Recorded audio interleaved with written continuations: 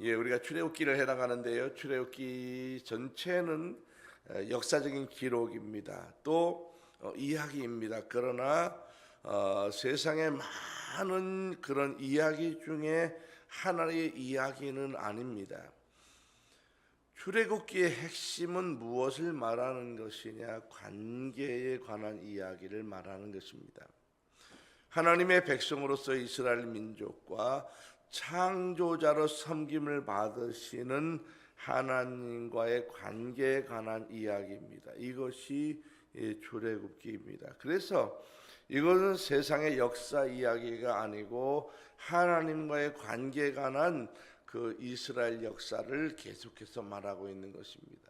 그래서 출애굽기를 여러분이 읽어 나갈 때는 그 안에 있는 스토리에 관심을 갖기보다는 왜 일이 이루어졌느냐, 하나님이 왜 이렇게 하셨는가, 이 관계에 관한 것을 중점으로 읽으셔야, 그 관계에 관한 것을 중점으로 마음에 두셔야 출애굽기를 정확하게 이해할 수 있게 됩니다. 자, 창세기 17장에 가면 아브라함이 99세가 되었을 때에 하나님이 아브라함에게 나타나십니다. 그리고 언약을 하십니다. 그 언약을 이해해야만 출애굽기가 무슨 내용인지 알 수 있습니다. 자, 창세기 17장으로 한번 성경을 펴보세요. 창세기 17장 1절부터 9절까지 쭉 가겠습니다. 자기 성경을 한번 펴보세요. 왜 그러냐면 이 출애굽기라고 하는 것은 하나님과의 관계라고 하는 것에 관한 이야기를 말하는데, 이 관계는 모든 사람들과의 관계가 아니고요, 하나님과 이스라엘 백성 간의 관계를 말하는 것입니다. 그럼 왜 하나님이 꼭 이스라엘 백성하고만 관계에 관한 이야기 하느냐, 그거예요. 그것은 하나님이 이스라엘 백성들을 지정해서 약속했기 때문에 그래요. 그것이 다른 것입니다. 그러면 더 간단하게 왜 하나님이 이스라엘 백성들과 약속을 했을까, 그거예요. 왜 이스라엘 백성, 다른 민족이 굉장히 많았을 텐데 왜 하필이면 이스라엘 민족하고만 약속을 하셨을까? 자, 그건 간단해요. 그냥 하나님 마음이에요. 우리가 왜 그러냐 물어서 될 일이 아니고요, 하나님이 그냥 선택을 하셨을 거예요. 그러면 더 깊이 들어가서 왜 그러 하나님이 이스라엘 땅을 지정하시고 거기 선택했을까? 그것도 하나님의 마음이에요. 그런데 그를 역사적으로 또 지정학적으로 깊이 연구를 해보면요, 이스라엘 땅이라고 하는 것이 재밌어요. 이스라엘 땅은요, 그 땅을 가보면 이 아프리카, 아시아, 유럽이 연결되는 한가운데 있습니다. 이스라엘이라고 하는 땅이. 그 다음에 그 땅이 그 조금의 우리나라 강원도 정도만한 땅이 그 가나안 이스라엘 땅인데요, 그 땅 안에 세계 4대 기후가 다 들어있어요.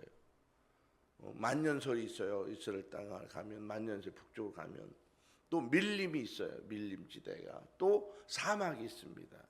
사막이. 또 가장 낮은 땅이 사해예요. 그 땅이 있어요. 거기에. 이런 그 희귀한 땅이 있고요. 그 땅에 가면 누구나 자기하고 비슷한 사람이 있어요. 그 땅에 가면 신기하게. 유럽 사람이 가면 유럽 사람과 닮은 사람이 거기 있고, 아시아 사람이 가면 아시아 사람과 비슷한 사람이 있고, 아프리카 사람이 가면 아프리카 사람과 비슷한 얼굴이 있습니다. 그 신기한 면이 있어요. 가보시면 이스라엘 사람들은요, 여자들이 이렇게 항아리를 이고 다니는 습관이 있습니다. 이렇게 머리다 이고. 근데 이 대한민국 아시아 사람들은 항아리나 병을 이고 다니는 습관이 있습니다. 그게 문화적으로 비슷해요. 또 음식으로 보면 빵을 먹어요. 유럽 사람들과 비슷해요. 그래서 그 안에 가면 세계 4대 기후, 또 4대 문화, 이러한 역사들이 있고요. 기후나 지형적으로 볼 때 그런 것이 있습니다. 그래서 그런 것이 성경이 그래서 그렇게 선택했다라고 나오지 않지만은 여러 가지 지정학적인 것들을 찾아볼 때 그래서 그렇구나. 그래서 이스라엘을 가보면 누구나 은근히 고향에 온 듯한 느낌을 받아요. 그 특이한 그 느낌이 있습니다. 여러분도 한번 꼭 이스라엘 땅에 가보시면 좋을 것 같습니다. 자, 이 창세기 17장 1절부터 9절까지를 우리가 알아야 되는 이유가 뭐냐 하면 출애굽이라고 하는 것이 왜 일어났느냐는 거예요. 출애굽이라고 하는 것은 하나님이 이 아브라함과 언약을 했습니다. 이 언약이 뭐냐 하면, 자, 우리가 어떤 사람과 약속을 할 때 새끼손가락을 걸면서 우리 서로 약속이야 라고 말하잖아요. 근데 언약이라고 하는 것은 둘이 손가락을 걸어 약속하는 것을 언약이라고 말하는 것이 아니고 하나님이 일방적으로 그냥 약속해버리는 것, 이것을 언약이라고 말하는 것입니다. 그래서 이것은 아브라함이 거절하거나 거부권을 갖고 있지 않고요, 하나님의 일방적인 약속을 그냥 하는 것을 언약이라고 말합니다. 자, 그것에 관한 이야기가 창세기 17장 1절부터 9절까지 나오는 것입니다. 1절부터 같이 가겠습니다. 아브라함이 99세 때에 여호와께서 아브라함에게 나타나서 그에게 이르시되 나는 전능한 하나님이라. 너는 내 앞에서 행하여 완전하라. 내가 내 언약을 나와 너 사이에 두어 너를 크게 번성하게 하리라 하시니 아브라함이 엎드렸더니 하나님이 또 그에게 말씀하여 이르시되 보라, 내 언약이 너와 함께 있으니 너는 여러 민족의 아버지가 될지라. 이제부로는 내 이름을 아브라함이라 하지 아니하고 아브라함이라 하리니 이는 내가 너를 여러 민족의 아버지가 되게 함이니라. 내가 너를 심히 번성하게 하리니 내가 내게서 민족들이 나게 하며 왕들이 내게로부터 나오리라. 내가 내 언약을 나와 너 및 내 대대 후손 사이에 세워서 영원한 언약을 삼고 너와 내 후손의 하나님이 되리라. 내가 너와 내 후손에게 내가 거류하는 이 땅 곧 가나안 땅 온 땅을 주어 영원한 기업이 되게 하고 나는 그들의 하나님이 되리라. 하나님이 또 아브라함에게 이르시되 그런즉 너는 내 언약을 지키고 내 후손도 대대로 지키라. 자, 여기서 7절 8절을 한번 다시 읽어봐야 되는데요, 자세히 보십시오. 7절, 내가 내 언약을 나와 너 및 네 대대 후손 사이에 세워서 영원한 언약을 삼고 너와 네 후손의 하나님이 되리라. 내가 너와 네 후손에게 내가 거류하는 이 땅 곧 가나안 온 땅을 주어 영원한 기업이 되게 하고 나는 그들의 하나님이 되리라. 자, 일방적으로 아브라함이 뭐라고 하는 거예요? 야 아브라함아, 이 땅 줄게. 그리고 너하고 네 후손 대대로 내가 너의 하나님이 될 거야 라고 언약을 해버리는 거예요. 그리고 뭐라고 이야기하냐면 너의 후대로부터 수많은 왕들이 나오고 세계를 이끌어갈 수 있는 그런 왕들이 나올 거다. 그리고 내가 너에게 큰 복을 주겠다. 큰 돈을 주겠다. 큰 물질을 주겠다. 큰 권세를 주겠다. 이렇게 하나님이 약속합니다. 자, 여기에서 이 내용을 잘 보면요, 하나님은 하나님의 백성들을 어떻게 대하는가를 볼 수 있는데, 하나님은 하나님의 백성들에게 하나님을 믿는 사람으로서의 존귀함과 권세와 그 능력들을 펼쳐가게 하시길 원하시는 것입니다. 이것이 굉장히 중요해요. 그래서 하나님을 믿는 사람들은 내가 특별히 번성하려고 하지 아니해도 하나님은 번성하게 하시려고 합니다. 왜 그럴까? 왜 그럴까요? 이것은 하나님의 네임 밸류가 있기 때문에 그래요. 적어도 하나님을 믿는 사람들은 그래도 이 땅에 뭐가 된다는 거예요? 리더가 된다는 거예요. 세상을 이끌어갈 수 있는 리더가 되는 것입니다. 왜 그러냐면 하나님을 믿는 백성들을 통해서 하나님을 믿고 복을 받는다는 것이 무엇인지를 샘플로 보여주기 원하는 거예요. 이것이 하나님의 기본적인 백성들을 향한 하나님의 축복의 역사입니다. 자, 하나님과 이스라엘 백성과의 관계 속에서 이스라엘 백성들에게 하나님은 늘 말씀합니다. 자, 출애굽기 6장 7절에 보면 출애굽기 나오면서 6장 7절에 그런 말씀을 해요. 자, 들어보세요.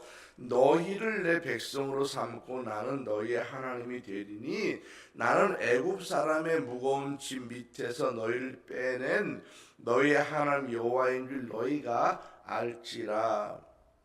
자, 레위기 26장 12절에 보면 나는 너희 중에 행하여 너희의 하나님이 되고 너희는 내 백성이 될 것이라. 민수기 15장 41절에 가면 나는 너희 여호와 너희 하나님이라. 나는 너희의 하나님이 되려고 너희를 애굽 땅에서 인도해 내었느니라. 나는 여호와 너희의 하나님이라. 자, 이 구절이 계시록까지 계속 나오는데 계시록 21장 7절에 보면 이기는 자는 이것들을 상속으로 받으리라. 나는 그의 하나님이 되고 그는 내 아들이 되리라. 자, 이러한 말씀을 계속해서 말씀합니다. 성경 속에서 이루어지는 많은 사건과 그 모든 역사들은 그 배경에 무엇이 있느냐? 하나님이 아브라함과 맺은 언약이 유지되고 있는가, 그 관계가 유지되고 있는가, 그것에 관한 역사입니다. 하나님이 이스라엘 백성들에게 하시는 일들이라고 하는 것이 뭐냐 하면 하나님이 선택한 백성들에 대한 약속을 이행하시는 일이에요. 하나님이 말씀하는 걸 책임지는 거예요. 누구에게? 이스라엘 백성들에게요. 자, 출애굽기라고 하는 것은 하나님의 백성인 이스라엘 백성들이 하나님과의 관계를 잊어버린 것에 대해서 회복시켜 주시기 위한 역사가 출애굽기입니다. 하나님과의 관계가 어우러진 시간이 얼마 동안이냐? 그것을 성경은 400년이라고 말씀합니다. 그래서 돌아오지 않는 것에 대해서 돌아오게 하시려고 간섭하시는 역사가 출애굽의 역사입니다. 그래서 하나님이 돌아오게 하시기 위해서 이스라엘 백성들에게 고난의 환경을 배열해 놓은 것입니다. 그들을 노예로 삼아 노예의 삶으로 전락하게 만드시고 그들의 아이들을 학대해서 살해하게 만드는 그런 엄청난 고난을 겪게 만듭니다. 자, 고난을 만난 사람들이 하나님을 다시 이제 찾기 시작합니다. 기도하고 살려달라고 이스라엘 백성들이 매달려서 간절히 간구를 시작합니다. 그 간구 소리에 하나님이 응답하십니다.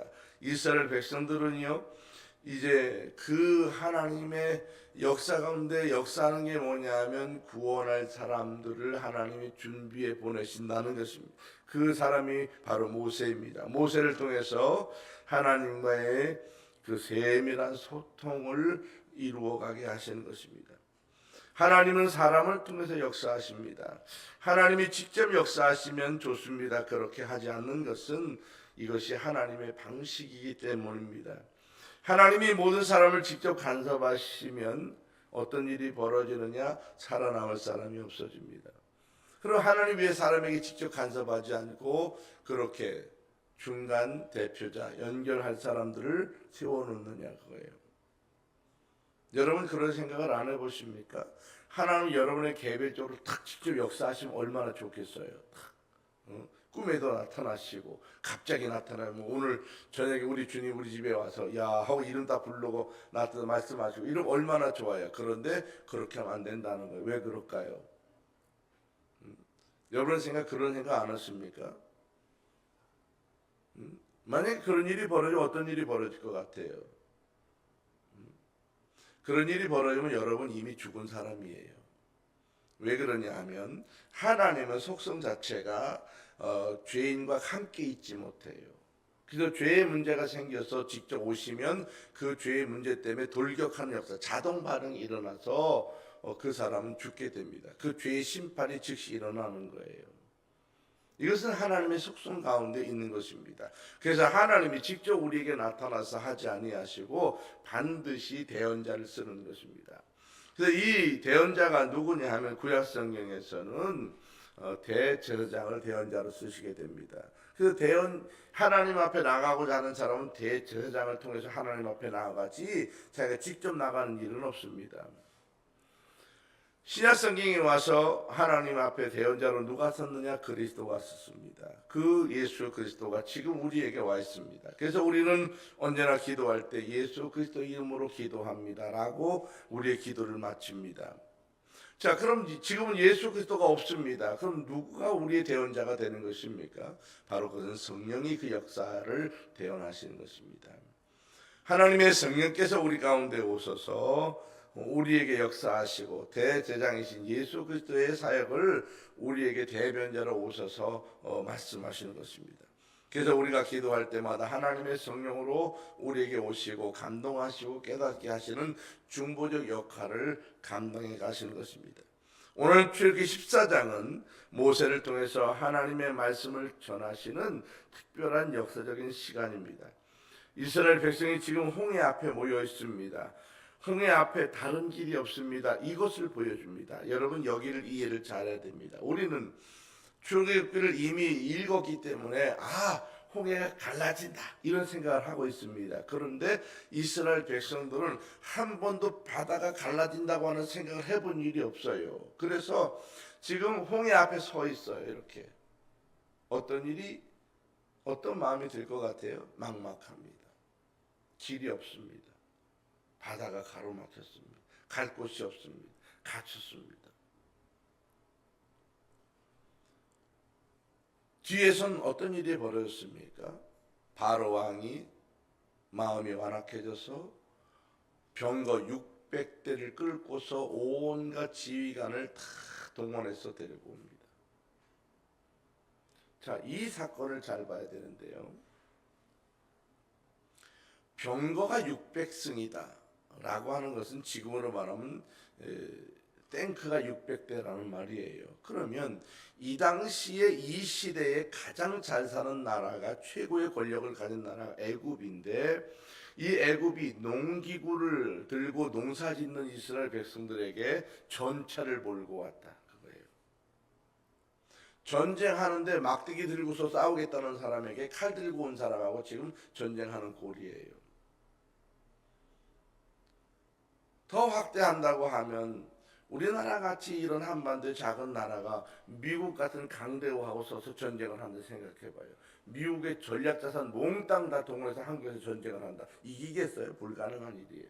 지금 이스라엘 백성들이 홍해 앞에 있습니다. 홍해 앞에.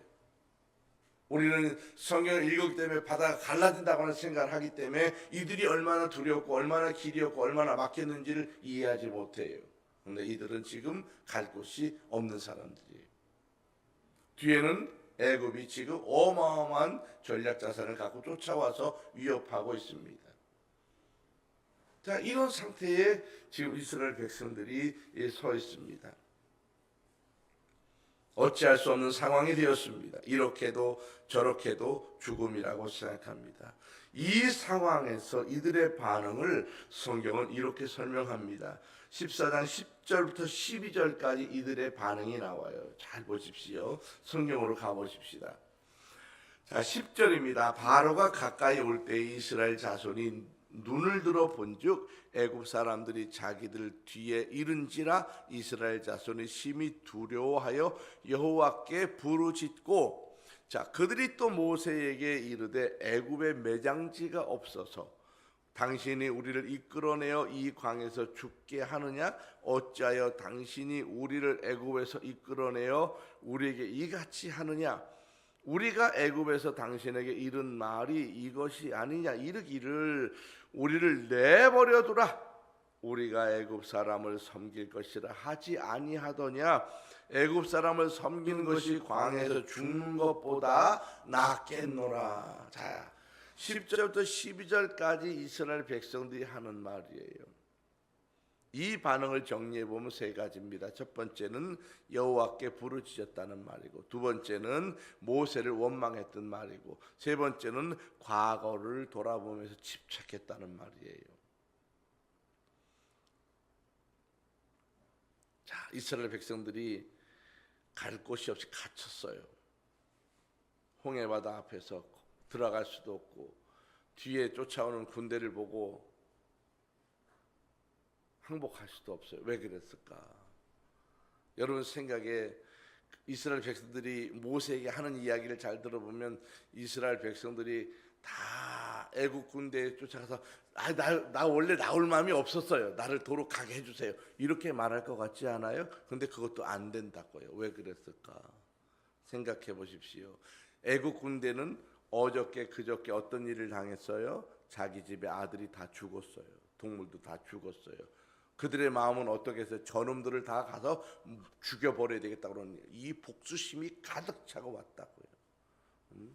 내가 뭐 투항하겠다고 투항도 소용없어요. 아마 가자마자 죽을 거예요.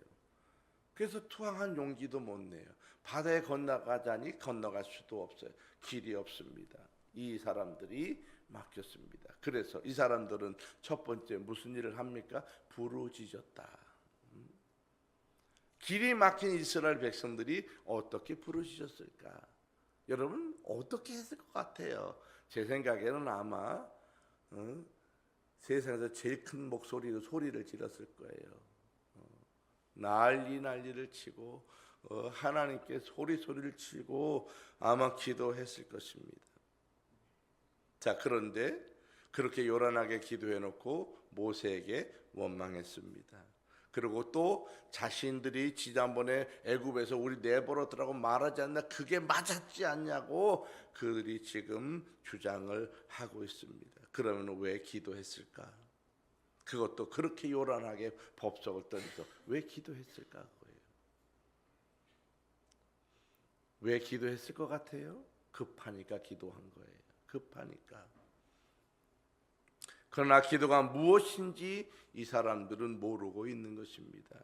많은 사람들이 기도를 잘못 이해합니다. 기도는 드리는 것이라고 생각하고요, 기도는 비는 것이라고 생각합니다. 여러분 기도를 어떻게 생각하십니까? 기도를 드린다. 그 말이 맞는 것 같으세요?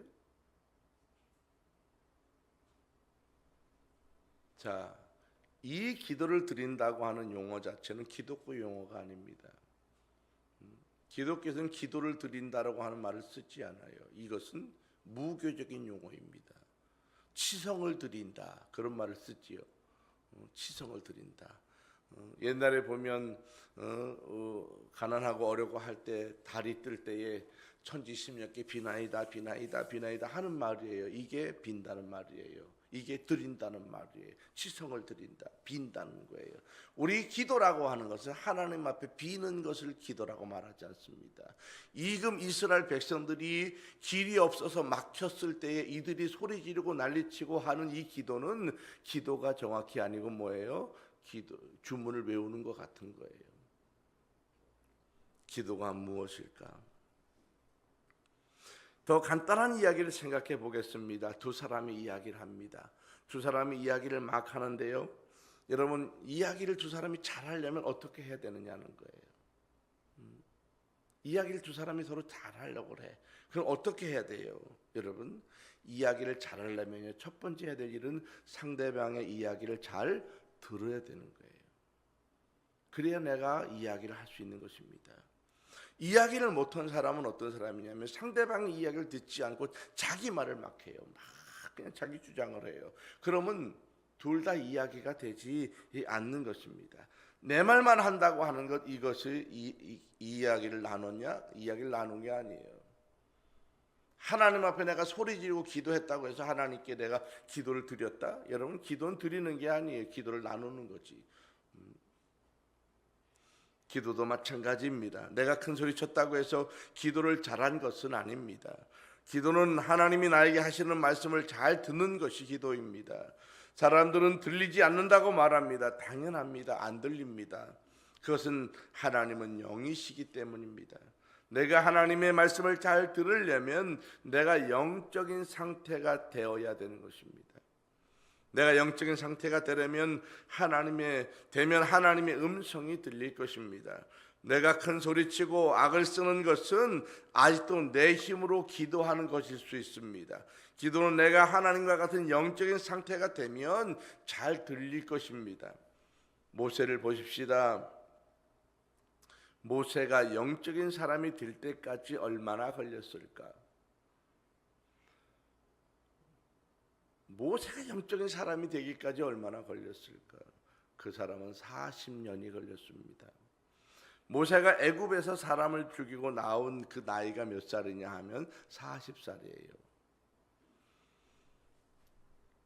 여러분, 보통 사람은요, 싸움이 있을 때에 내 마음에 안 맞는다고 그 사람을 두들겨 패서 죽이진 않아요. 이런 일은 흔한 일이 아니에요. 이 모세는 뭐가 강하다는 거예요? 자기의 의의가 강하다는 사람입니다. 그래서 자기하고 안 맞으니까 때려서 죽여버리는 거예요. 그리고 땅에 묻어버렸습니다. 그리고 발각이 돼서 그는 광야로 나옵니다. 그 자기의 의의가 강한 이 의의가 다 털어져서 없어질 때까지 그 기간이 얼마 걸렸다는 거예요? 40년 걸렸다는 거예요. 그래서 80세가 된 것입니다. 만약에 모세가 5년 만에 자기를 다 비워냈다면 출애굽은 45세에 일어났을 거예요.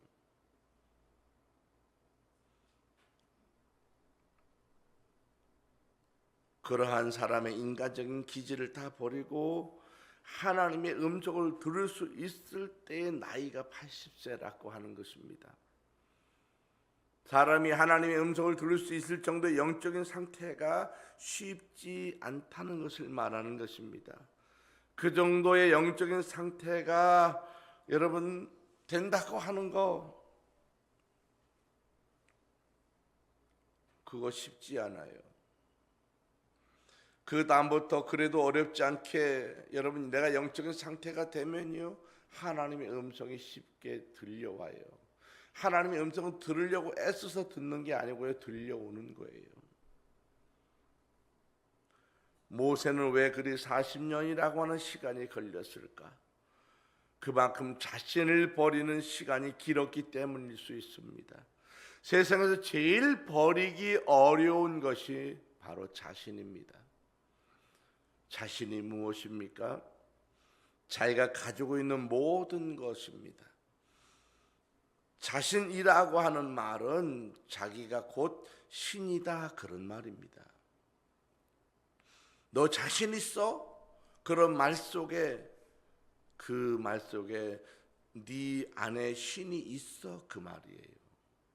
내가 신을 가지고 있다는 거예요. 내 신. 그래서 힘이 있는 거예요. 그리고 자신이 있다. 내 신 있어. 내 안에 신이 있어. 내가 할 수 있어. 내 신으로 가능해. 그것이 자신 있어라고 하는 말입니다. 모세는 자신이 있기 때문에 한 방에 때려서 사람을 죽일 정도 되는 거예요. 그게 자신 있다는 사람입니다. 그러나 우리 안에는 그 신이 내가 아닌 하나님이 있어야 하는 것입니다. 성경에 나를 따르는 사람의 자세를 말씀합니다. 마태복음 16장 24절에 또 마가복음 8장 35절에 누가복음 9장 23절에 보면 이렇게 말씀합니다. 이에 예수께서 제자들에게 이르시되 누구든지 나를 따라오려거든 자기를 부인하고 자기 십자가를 지고 나를 따를 것이니라. 예수님을 따르는 사람들은 자기를 부인하고 자신이 져야 할 십자가를 지고 나를 따라오라, 그렇게 말씀하셨습니다. 사람이 영적인 상태가 된다고 하는 것은 두 가지 단계가 있습니다. 첫 번째 단계는 자신을 부인하는 단계입니다. 너무나 간단해요. 나는 아닙니다, 그거예요. 바로 당신입니다. 이것이 자기를 부인하는 단계입니다. 나는 할 수 없습니다. 당신으로 할 수 있습니다. 이것이 자신을 버린다는 것입니다.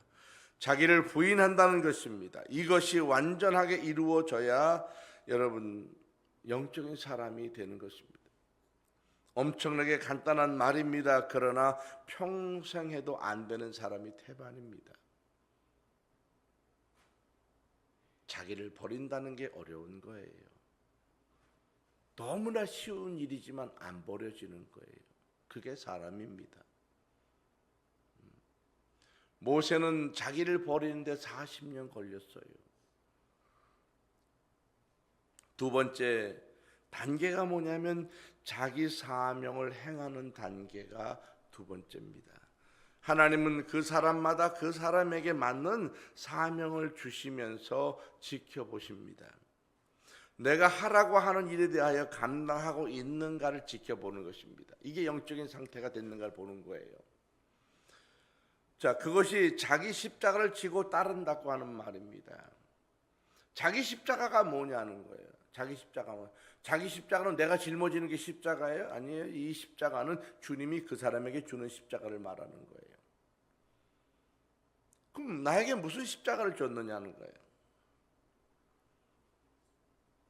이게 사명입니다. 이 두 가지가 없는 사람에게 하나님은 지속적인 대화를 해야 할 이유가 없는 것입니다. 자기도 부인하지 않아, 자기 십자가를 지지도 않아. 하나님이 그 사람과 영적인 상태가 아닌데 이야기가 가능할까? 아니에요. 가능하지 않습니다. 하나님이 한두 번은 그 사람에게 이야기를 들으실 수 있습니다. 그러나 지속적인 대화를 해야 할 이유가 없습니다. 여러분은 왜 하나님의 음성이 명확하게 들리지 않을까? 이 두 가지를 생각해 봐야 합니다. 많은 사람들이 하나님의 음성이 안 들리죠. 안 들려요. 안 들리는 게 정상이에요. 왜? 첫 번째, 자기를 부인하지 못하기 때문에 그래요. 그리고 두 번째, 자기가 져야 될 십자가를 지지 않았기 때문에 영적인 음성이 들리지 않는 것입니다. 자, 홍해 앞에 있는 백성들은 영적인 사람입니까? 며칠 전까지만 해도 난리가 났던 걸 봤어요. 10가지 재앙을 퍼붓는 걸 봤어요. 굉장한 걸 봤어요. 하나님이 기적적인 역사를 계속 봐왔어요. 그렇게 봤다고 해서 자기가 영적인 사람이 된 것입니까? 그건 아니에요. 교회에서 설교가 굉장히 아름답게 들려와요. 좋다고 말했어요. 은혜 받았다고 말했어요. 그렇다고 그 사람이 영적인 사람이 되는 것입니까? 그건 아니에요. 홍해 앞에 있는 백성들처럼 다급하니까 외치고 있지는 않습니까? 몸부림쳐가면서 하나님께 부르짖고 계시지는 않습니까? 여러분, 하나님은 귀가 들리지 않는 청각장애인 그런 분은 아닙니다. 하나님은 영이십니다. 내가 말하지 않아도 내게 말하실 수 있습니다. 내가 소리치지 않아도 하나님은 들으실 수 있습니다. 내가 말하지 않아도 하나님은 내게 응답하실 수 있습니다. 오늘 두 가지를 생각해 보십시오. 나는 나를 부인한 사람인가? 나는 나에게 주신 십자가를 지고 하나님을 따라가는 사람인가? 이 두 가지를 생각해 봐요. 이것이 영적인 사람입니다. 어떻게 영적인 사람인지 알 수 있습니까? 너무나도 간단합니다. 두 가지 질문을 하면 됩니다. 첫 번째 질문, 지금 너는 주님을 위해서 살고 있니? 여러분은 뭐라고 대답하십니까?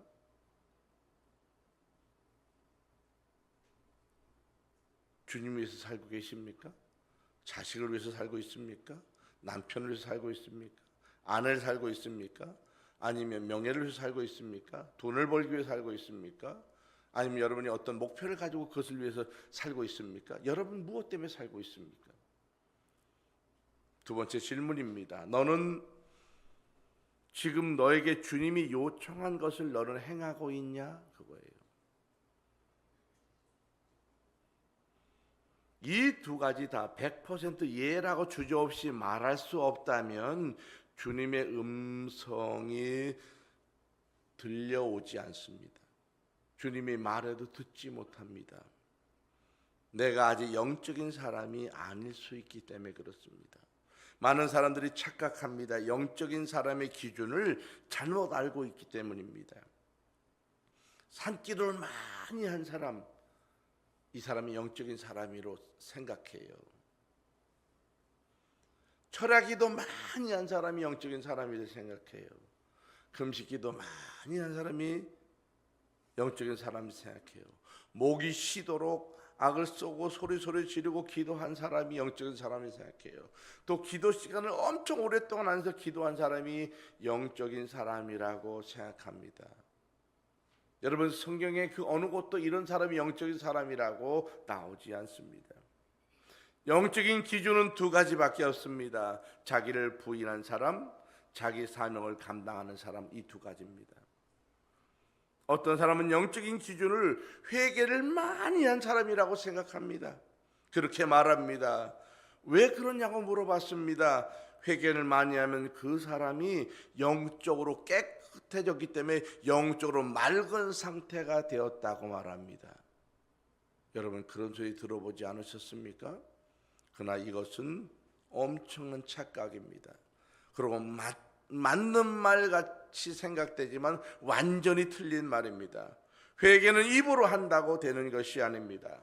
완벽한 회개는요, 나를 부인한 사람에게 예수님이 오셔서 주님의 거룩한 보혈로 나를 덮어줬을 때에 그 사람이 온전한 사람이 되는 것입니다. 여러분 생각을 잘 해보셔야 돼요. 우리가 착각하는 기독교 용어 중에 잘못된 용어 중에 하나가 그거예요. 영이 맑으십니다. 기도를 회개를 많이 하니까 영이 참 맑다고. 여러분 영은 맑지도 않고 깨끗하지도 않아요. 영은 가만히 있어요. 영은 더럽혀지지도 않고요, 닦았다고 깨끗해지지도 않아요. 영은 유리창이 아닙니다. 영은 가만히 있어요. 영은요 영이에요. 그냥 영은 변화가 있지 않습니다. 영은 크기가 커지거나 작아지지 않아요. 어린이의 영이나 어른의 영과 또 크기가 다르지 않아요. 많은 사람이 이 영을 잘못 이해하는 경우가 많아요. 여러분 한 번 더 이야기합니다. 영은 맑아지지 않아요. 깨끗해지지 않아요. 더러워지지 않아요. 영은 가만히 있어요. 왜? 하나님으로부터 왔기 때문에 그렇습니다. 만약에 우리가 영이 깨끗해졌다 더러웠다 그러면 하나님의 영도 더러워졌다, 성령도 더러운 영, 깨끗한 성령 이렇게 말해야 돼요. 여러분 그런 얘기를 들어보셨습니까? 내가 더러워지는 것은 육체이지 영이 아니에요. 이걸 잘못 생각하는 경우가 많아요. 사명은 무엇입니까? 사람마다 그 사명이 다르게 주어집니다. 하나님은 하나님의 나라를 위하여 하나님의 백성들에게 다양한 사명을 주십니다. 어떤 사람에게는 청소 사명을 줘요. 어떤 사람에게는 요리 사명을 줘요. 어떤 사람에게는 기도 사명을 줘요. 어떤 사람에게는 섬김의 사명을 줘요. 어떤 사람에게는 특별 헌금을 하는 사명을 줘요. 어떤 사람은 특별 헌신하는 사명을 줘요. 어떤 사람의 특별한 직분을 감당하게 하시기도 합니다. 이러한 사명이라고 하는 것은요, 평생 한 가지만 주어지는 게 아닙니다. 시간과 때와 장소에 따라서 다르게 역사하시고요. 이 사명은 일정하게 주어지는 게 아니에요. 이 사명은 어느 기간 동안 주기도 하고 또 바꿔주기도 하고 상태에 따라서 상황에 따라서 이 사명은 달라질 수 있습니다. 이것이 사명이에요. 그 역할과 주어진 행동에 대해서도 하나님은 다르게 요구하시는 것입니다. 그래서 하나님이 내게 오늘 이야기하는 사명에 대해서 내가 순종하고 따라가고 있느냐, 그 사람이 영적인 사람인 거예요. 그것을 하나님은 실시간으로 그 사람과 그 사람의 영에게 지시하시고 그 사람의 영은 자신의 혼에 의해서 깨닫고 자신의 행동으로 실천하게 되는 것입니다. 이것이 영적인 메커니즘이 그렇습니다. 다시요, 잘 들어보세요. 여러분 이거 후룩 지나가서 무슨 말인지 아마 이해를 못 하셨을 것입니다. 하나님은 그 사람의 영에게 실시간으로 지시해요. 이렇게 저렇게 이렇게 저렇게. 하나님의 백성일 경우에 그렇습니다. 그리고 그 영을 하나님의 영에서 자기가 그것을 알았다면 그것이 어디와 연결되냐면 자신의 혼과 연결돼요. 이 혼은 무엇입니까? 자신의 판단과 생각을 말하는 거예요. 그 판단과 생각과 연결을 해요. 이 영이. 그리고 나서 그 혼은 다시 무엇과 연결해요? 자기 결단과 연결해서 내가 이것을 행할 건지 말할 건지를 결정하는 거예요. 그래서 내가 영적인 사람이라고 하는 것은 하나님의 사명을 내가 영으로 받고 그 영을 내 혼에게 전달하고 혼은 다시 내 육체의 행동으로 전달해서 이것으로 결단으로 이어질 때 그 사람을 사명을 감당한다라고 보는 거예요. 근데 이것이 평생 한 가지냐? 아니라는 거예요. 시간과 장소와 때와 상황에 따라서 이 사명은 다르게 역사하는 것입니다. 이것을 실시간으로 그 사람이 하나님과 교제하고 받고 그대로 움직이고 있느냐, 그걸 따라가고 있느냐, 그것을 말하는 거예요. 그것이 될 때 그 사람을 어떤 사람이라고 말해요? 영적인 사람이라고 말하는 것입니다. 우리 많은 사람들이 영적인 상태를 잘못 이해합니다. 기도 많이 하자, 신령하다는 거예요. 여러분, 세상에 신령한 사람은 아무도 없어요. 신령한 것은요, 자기를 아는 거예요. 하나님에게 뭐라고 말하는지 듣는 거예요. 자기가 하나님의 음성을 들은 사람이 제일 신령한 사람이지, 제일 신령하다고 하는 사람이 남의 이야기 자꾸 해. 하나님이 말했는데 너에게 이랬다고. 그 사람은 싸대기를 때려줘야 됩니다. 너나 보라고. 남의 얘기하지 말고. 여러분, 신령한 사람은 자기를 정확히 아는 사람이에요. 남을 아는 게 아니에요. 남의 문제 아는 체 하지 마세요. 자기 문제나 알아야 돼. 이게 영적인 사람인 것입니다. 이것이 계속적으로 이어질 때 영적인 상태가 이어지는 것입니다. 그 상태를 유지하는 사람이 영적인 사람입니다. 자, 오늘 본문을 잘 보세요. 자, 홍해 바닥 막혔어요. 뒤에 군대가 와서 잡으러 왔어요. 꼼짝달싹 못해요. 이들이 한 취한 행동은 뭐예요? 소리 소리고 기도를 쳤어요. 말날 기도했어요. 그럼 이 사람 영적인 사람이에요? 아니에요. 영적인 사람은요, 말하지 않아요. 불평하지 않아요. 과거 이야기 말하지 않아요. 영적인 사람은요, 하나님께서 내게 주신 사명을 말했기 때문에 나를 보는 거예요. 그럼 내가 어떻게 해야 되는지 결정할 수 있는 것입니다. 이것이 영적인 상태고 영적인 사람인 것을 말합니다. 오늘 본문에서 이스라엘 백성들은 하나님이 엄청난 재앙들을 보고 왔습니다. 하나님이 지켜주시는 것을 목격했습니다. 그렇다고 해서 이 백성들이 영적인 백성이 된 것은 아닙니다. 크게 소리쳐서 기도했습니다. 몸부림치고 기도했습니다. 그렇다고 해서 영적인 백성이 된 것도 아닙니다. 그렇게 그냥 볼 뿐입니다. 영적인 모습은 외적으로 보여지는 모습에 있는 것이 아닙니다. 자기의 중심에 하나님이 우선인가와 하나님이 요청한 사명을 지금 감당하고 있는가, 그것에 대한 응답이 있다면 그 사람이 영적인 사람입니다. 영적인 사람이라고 말하는 사람 중에서 이런 사람이 앞으로 그렇게 하겠습니다. 그런 분들이 있습니다. 이것은 이미 거짓입니다. 그 말 앞에는 하나님이 내게 복을 주시면 그렇게 하겠습니다, 그런 조건이 달려있는 거예요. 이미 하나님을 이용해서 살아가려고 하는 기회주의적인 사람일 뿐입니다. 그래서 어떤 이야기를 하면요, 하나님이 내게 시간 주시면 그렇게 하겠다고, 하나님 내게 돈 주시면 내가 그렇게 하겠다고, 하나님 내게 능력 주시면 그렇게 하겠다고. 여러분, 이런 이야기 하는 사람은 이미 거짓말이에요. 그리고 영적인 사람이 아니에요. 육적인 사람입니다. 앞으로 미래 이렇게 하겠다고? 아니에요. 그 사람은 불가능합니다. 미래 가도 못해요. 영적인 것은 현세적인 것이고 현재적인 것입니다. 오늘 홍해 앞에 서 있는 이스라엘 백성들에게 하나님이 모세를 통해서 바다를 육지같이 건너가게 하셨습니다. 그리고 그 바다에서 뒤를 추격해 오는 애국 군대를 하나님은 다시 물을 덮어서 수장시켜 버리셨습니다. 하나님께서 이스라엘 백성들이 바다 앞에서 울부짖는 소리를 들으셨을 것이고, 또 그들이 원망하는 소리도 들으셨을 것이고, 과거 이야기를 하면서 애굽으로 돌아가자고 하는 소리도 하나님이 들으셨을 것입니다. 아마도 하나님이, 만약에 하나님이 아니고 사람이었다면 어떻게 되었을까? 여러분은 어떨 것 같았어요? 세상 말로 빈정이 상했을 것입니다. 그리고 어떻게, 저 같으면 그랬을 거예요. 일단은 바다를 갈라놓고서 들어가라.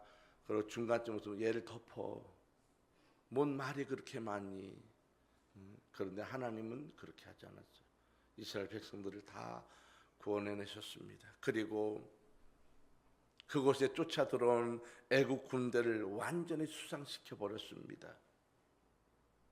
이것이 하나님이에요.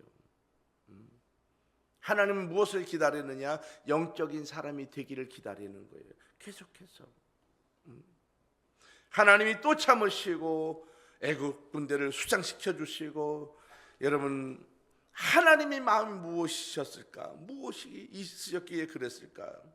하나님 그런 너희를 괴롭히는 저 애국 군대를 보라는 거예요. 저들의 왕과 저들의 군사들과 저들의 권력과 저들의 힘들을 모두 물속에 수장시켜 버렸다는 것입니다. 이제 너희들은 과거에 매이지 말라는 거예요. 옛사람, 옛습관, 옛 가치관을 이제 버리라는 것입니다. 새로운 삶의 질서를 따라오라. 하나님의 이벤트입니다. 수장시켜 버리는 거예요. 다 지나갔다. 너희들을 괴롭히는 것은 없다는 것입니다. 하나님이 이 홍해 바다를 통해서 우리에게 요구하시는 게 뭐냐면 결단입니다. 네가 나를 바라봤느냐? 이제 너가 결단하라는 거예요. 홍해 바다는 과거와 단절하는 것을 보여주는 것이고, 이제 과거의 법인 애굽의 법에서 벗어나서 새로운 법을 따라 살 것을 요구하시는 것입니다.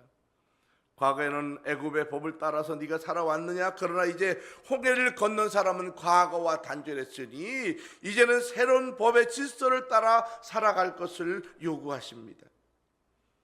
과거에는 세상의 질서를 따라 살았다면 이제는 하나님의 질서를 따라 살 것을 결단하라고 말씀합니다. 이 결단이 무엇입니까? 이 결단은 성령의 질서를 따라 사는 삶입니다. 왜 사람들이 이 성령의 질서를 따라가지 못하느냐? 그것은 귀가 막혔기 때문에 그래요. 귀가 들리지 않기 때문에 그래요. 하나님의 음성이 들리지 않기 때문에 자기 의대로 살아가려고 하니까 안 되는 것입니다. 하나님은 나 자신을 버리게 하시려고 절망의 바다로 인도하셨습니다. 홍해 바다에서 바로의 군대들이 죽어 나가는 것을 보면서 무엇을 말하는 것입니다? 너도 저렇게 죽은 사람이라는 거예요. 홍해 바다를 건너면서 바로 왕의 법대로 살았던 것을 너희가 이제 버리라는 것입니다. 하나님의 법을 중심으로 이제 살아가는 삶, 너가 거듭나야 된다라고 말합니다. 이것이 바로 홍해의 법이고 이들이 민족 세례를 받은 결과입니다. 출애굽기 14장은 이스라엘 백성들의 민족적 세례를 보여주는 것입니다. 이 세례 의식에서 가장 중요한 것이 뭐냐면 자신을 버리고 하나님을 주인으로 모시고 살라는 결단입니다. 이것이 거듭났다라는 말이에요. 거듭났다는 말이 뭐냐? 내가 죽었다는 말입니다. 죽은 사람의 특징이 뭘까? 거듭난 사람의 특징이 뭘까? 여러분, 죽은 사람의 특징이 뭐예요? 죽은 사람의 특징은요, 말이 없다는 거예요. 말이 없다는 거예요. 자기 주장을 하지 못한다는 것입니다. 이게 죽었다는 말입니다. 거듭났다고 하는 것은 뭐냐면 과거에 자기 성품이 죽었다는 거예요. 그래서 말하지 않는 거예요. 그리고 음성을 듣는 것입니다. 내게 뭐라고 말씀하시느냐. 거듭난 사람은 말에 있는 것이 아니라 듣는 데 있는 거예요. 하나님의 음성이 들리는 사람, 그 사람이 거듭난 사람이에요. 하나님께서 거듭나게 하시려고 두 가지 형태의 세례를 하십니다. 첫 번째 세례는 경험적 세례입니다. 이스라엘 백성들처럼 환경적인 위기를 통해서 자기 자신에 대해서 절망하고 하나님을 나의 주인으로 붙잡는 환경적인 세례를 계속해서 베푸십니다. 이 환경적 세례는 한 번만 일어나는 것이 아닙니다. 사람에 따라서는 매우 여러 번 반복해서 일어날 수 있습니다. 광야 가운데서 고난을 경험하는 사건들은 모두 자기 자신을 부인하게 하시려고 하는 훈련들을 배열해 놓은 것입니다. 왜 나에게 이런 고난이 많이 올까? 왜 이런 고난이 계속 오지? 여러분, 그 고난과 어려움의 문제는 바로 하나님께서 경험적 세례를 베푸는 것입니다. 자기를 부인하게 하시려고 하시는 고난의 문제입니다. 자기 자신을 완전히 부인하게 만드시는 훈련이기 때문이다. 모세를 잘 보세요. 모세가 80세가 되도록 없는 게 있어요. 뭐가 없는지 알아요? 재산이 없어요.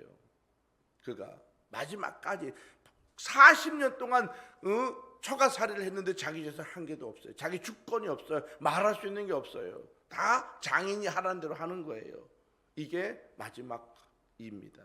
모세가 다 내려놨다는 거예요. 자기를 부인했다는 거예요. 이제 더 이상 말할 게 없는 거야. 그 상태가 됐기 때문에 하나님이 그에게 찾아가시고 말하시는 것입니다. 그래서 하나님의 음성이 들리는 거예요. 두 번째, 의식적 세례입니다. 교회 안에서 세례 예식을 통해서 새로운 믿음의 결단한 의식을 말합니다. 이 예식을 통해서 새로운 나를 자신의 속사람에게 내가 새로운 사람입니다. 자기가 자기에게 선포하는 것이고요. 또 이 세상에 대해서 사람들에게 내가 새로운 사람이 되었습니다라고 하는 것을 선포하는 이 두 가지 예식입니다. 이렇게 변화된 사람은 어떤 사람입니까? 모세는 출애굽기 14장 13절 14절에 이것을 이렇게 말씀합니다.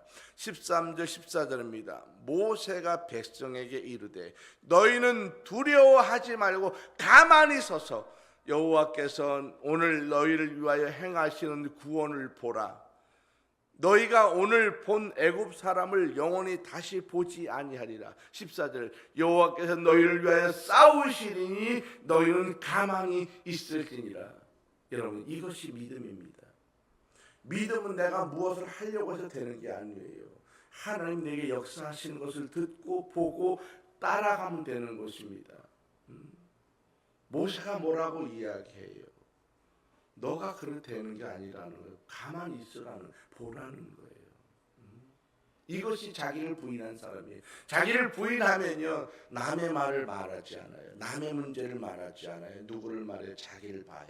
그리고 하나님을 봐요. 하나님 내게 말한 소리를 들어요. 그리고 내게 말한 대로 움직이는 것입니다.